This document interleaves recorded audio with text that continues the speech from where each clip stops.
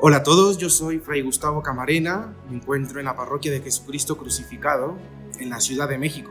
Hoy vamos a reflexionar sobre el pasaje del Evangelio de este domingo 24 del tiempo ordinario. Este es un fragmento que el evangelista Marcos nos presenta y que es muy conocido por todos, especialmente porque nos interpela a responder a la pregunta de quién es Jesús. Nos dice el Señor: pero ustedes, ¿quién dicen que soy yo? A esta pregunta planteada por el maestro, Pedro responde diciendo: tú eres el Cristo.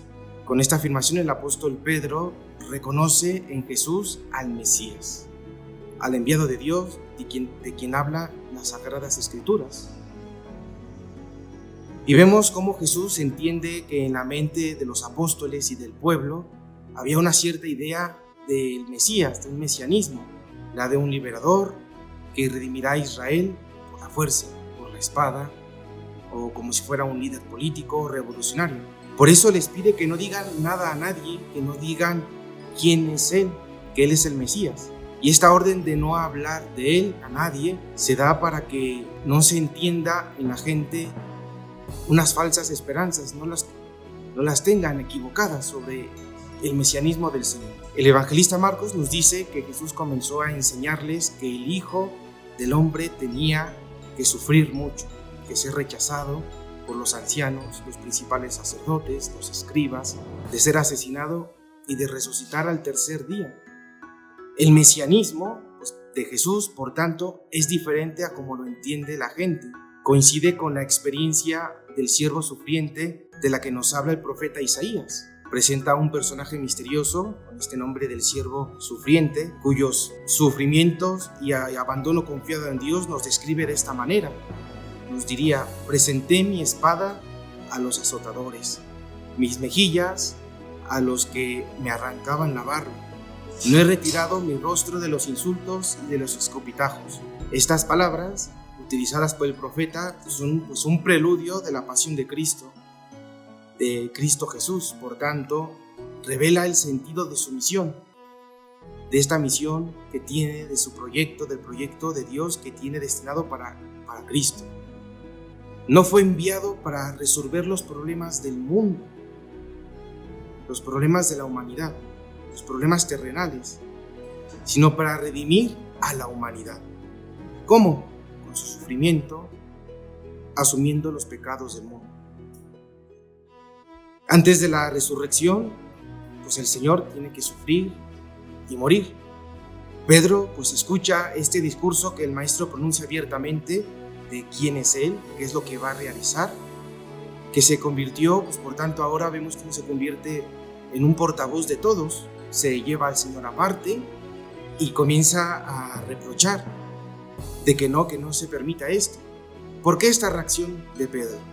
Porque los apóstoles y discípulos no podían imaginarse a sí mismos como un siervo sufriente, y menos confiando en el Señor, en alguien que tenía que morir. No conciben esto. Esta es, por tanto, una causa de escándalo, de resistencia, de juicio, de incomprensión. Nosotros también muchas veces, ante el sufrimiento, las injusticias, la soberbia de los malvados, los malentendidos, las humillaciones, tenemos miedo. El mismo miedo que Pedro tenía. Entramos en crisis porque somos gente de poca fe. Necesitamos pedirle al Señor que aumente nuestra fe, especialmente confiando en quién es Él, el enviado del Padre. La respuesta de Jesús, sin embargo, no se hace esperar. El evangelista continúa diciendo que el Señor, volviéndose y mirando a sus discípulos, reprendió a Pedro y le dijo: apártate de mí, Satanás, porque no piensas según Dios, sino según los hombres. Estas son palabras muy duras, muy severas. Jesús quiere que entendamos que no es el orgullo lo que gana, sino la humildad. No es la lógica humana, sino la lógica de Dios. No es la arrogancia lo que triunfa, sino la mansedumbre. Dios no se encuentra en el entretenimiento, sino en el sacrificio. No son las alegrías las del mundo las que dan la felicidad. No es el dinero, no es el poder, no es el éxito, sino la caridad que nos empuja a consumirnos por lo que realmente importa y permanece para siempre. Esta caridad que es el Señor, que se dona, que se da. Y por eso el Señor continúa diciendo: el que quiera salvar su vida, la perderá, mientras el que la pierda por mí y por el Evangelio se salvará. ¿Esto qué significa? Pues que todos queremos salvar nuestra vida, esto es evidente. ¿No es así? Pues claro que es así. El punto es, el que quiera salvarse a sí mismo, pues muchas veces solo lo hace haciendo lo suyo, lo que a él importa, con su lógica, y pues eventualmente pues va a perder su vida. El Señor en el Evangelio nos dice esto: quien quiera salvarse de la muerte acumulando las cosas, acabará hundiéndose de una manera ruinosa, como aquel que se niega a recibir la ayuda, aquel que se está ahogando y se niega a recibir la ayuda del salvavidas. Por otro lado, el que pierda la vida se salvará.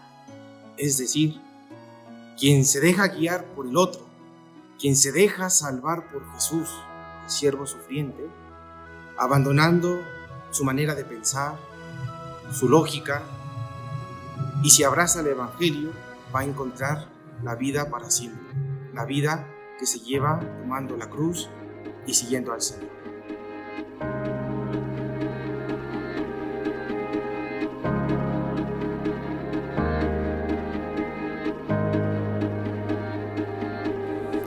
Mis